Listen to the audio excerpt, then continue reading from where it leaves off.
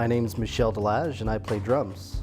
My name's Don Cummings, and I play organ. My name's Alex Moxon, and I play the guitar, and collectively we're the Nebula Organ Trio.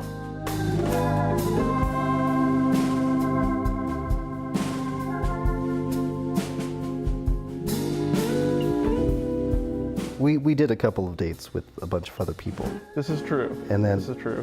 I think that after the first time we brought... I didn't know that. After the first time we brought Don in... Third, fourth choice, is that how it works?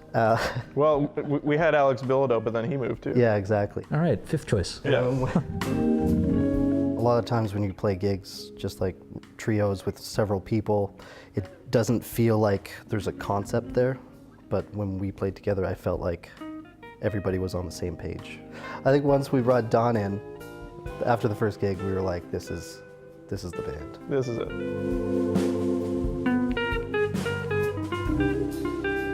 It's a pretty small scene in Ottawa, so you tend to play with a lot of the same people, but there was like an attractive element of playing with Don, because it's like, oh, here's this like untapped dude who plays some banging organ. Banging. Let's check that out. And it was like banging organ. Banging organ. Horrible. What's wrong with that? Nothing. No?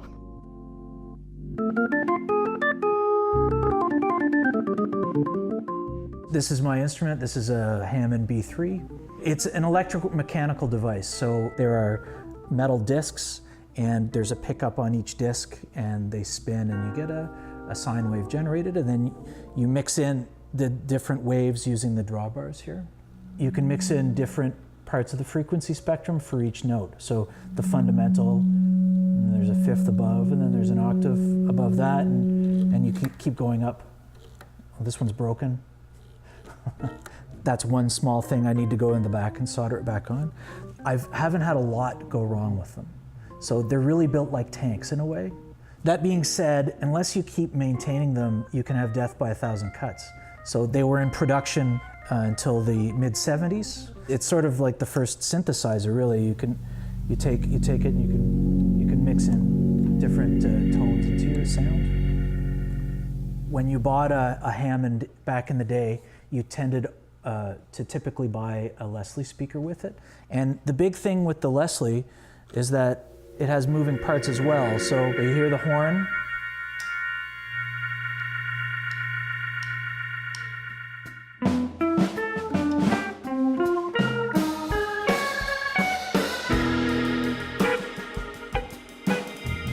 Well, I think jazz, you have more of an opportunity to bring all of these genres that you hear everywhere into it. And so it's very interactive and social in a way as a musical form.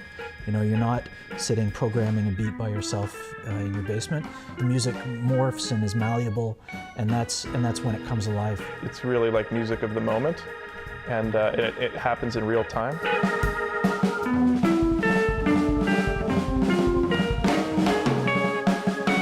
We play music in this classic format, but we're not of the generation where that music was written, so we can't help but have a more kind of a modern take on things.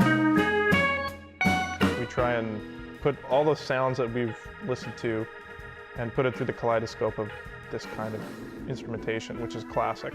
But we're not classic.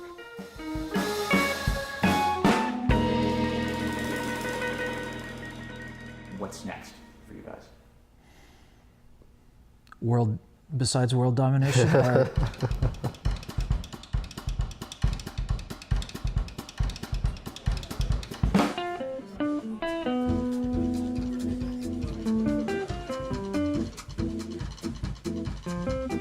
You know, success is, I think it means a lot of different things to a lot of different people.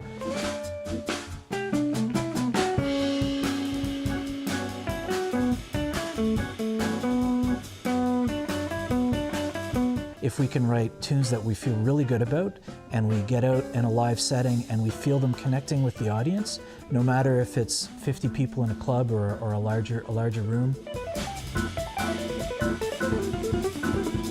there's no greater aspiration than that. I personally want to open for Beyonce, but that's just me. Yeah, right. Well, we all want to open for Beyonce. Can you send her this? Yeah.